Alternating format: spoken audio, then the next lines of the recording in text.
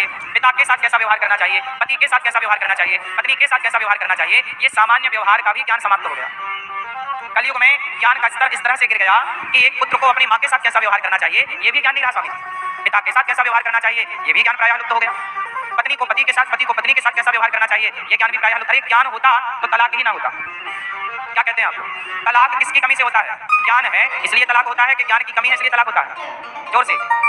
ज्ञान की कमी हो गई कलयुग में, ज्ञान नहीं रहा, इसलिए ज्ञान बूढ़ा हो गया। ज्ञान कलयुग में परेशान है, ज्ञान नहीं रहा। क्या करें क्या ना करें, क्या खाएं, और तो और खाने का ज्ञान नहीं रहा। आप लोग में से कितने लोग अंडा खाते हैं? जो खाते हैं हाथ उठाओ। एक बच्चा हाथ उठा रहा था, मैया ने हाथ दबा दिया। क्या कर रहा?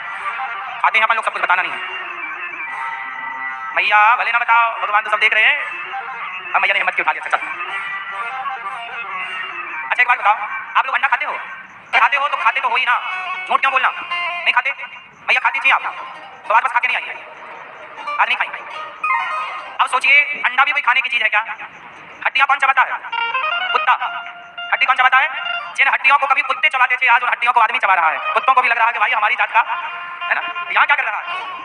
इसका मतलब भैया ज्ञान इस तरह से कम हो गया कि खाने पीने का भी ज्ञान नष्ट हो गया। खाने पीने का ज्ञान क्या हो गया? ज्ञान नहीं रहा। क्या खाएं क्या ना खाएं ये ज्ञान नहीं रहा। इसलिए आप लोगों से मेरी विनती है कि खाने पीने का ज्ञान तो हो। खाने पीने का क्या हो? ज्ञान। आप लोगों को खाने पीने का ज्ञान है कि नहीं? हाँ, क्या खाओ क्या ना खाओ। तो भक्ति ज्ञान विराग। आप तो कलयुग में क्या है कि ज्ञान प्रायः लुप्त हो गया और वैराग्य त्याग तो बिल्कुल भी नहीं है।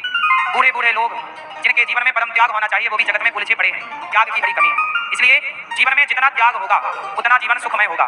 चाह गई चिंता मिटी मनवा बेपरवाह, जिसको कुछ होना चाहिए सो ही शहंशाह। इस संसार में सबसे बड़ा आदमी कौन? जिसे कुछ नहीं चाहिए। और सबसे गरीब कौन? जिसे बहुत कुछ चाहिए। इसलिए कहता हूँ कि चाह को खत्म कर देना समझदारी।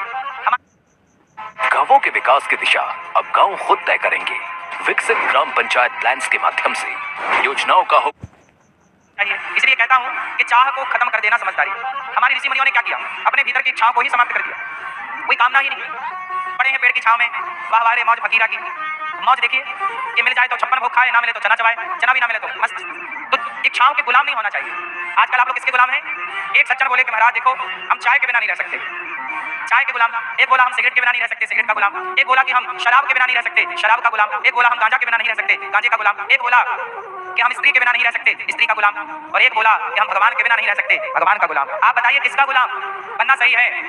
जोर से। संसार की गुलामी करके क्या पाओगे? शराब के गुलाम होकर क्या पाओगे? स्त्री के गुलाम होकर क्या पाओगे? इसलिए मेरी माँ, गुलाम होना ही है तो किसका? जब से मैं तेरा गुलाम हो गया तब से मेरा भी नाम हो गया। हाँ। जब से मैं तेरा गुलाम हो गया, जब से भगवान का गुलाम हुआ तो नाम हो गया। इसलिए कहता हूँ गुलामी जगत की क्यों, जगन्नाथ की कर लो भैया, कल्याण हो जाए। सही है? व्यवहार करना चाहिए, पिता के साथ कैसा व्यवहार करना चाहिए, पति के साथ कैसा व्यवहार करना चाहिए, पत्नी के साथ कैसा व्यवहार करना चाहिए, ये सामान्य व्यवहार का भी ज्ञान समाप्त हो गया। कलयुग में ज्ञान का स्तर इस तरह से गिर गया कि एक पुत्र को अपनी माँ के साथ कैसा व्यवहार करना चाहिए ये भी ज्ञान नहीं रहा स्वामी। पिता के साथ कैसा व्यवहार करना चाहिए ये भी ज्ञान प्रायः लुप्त हो गया।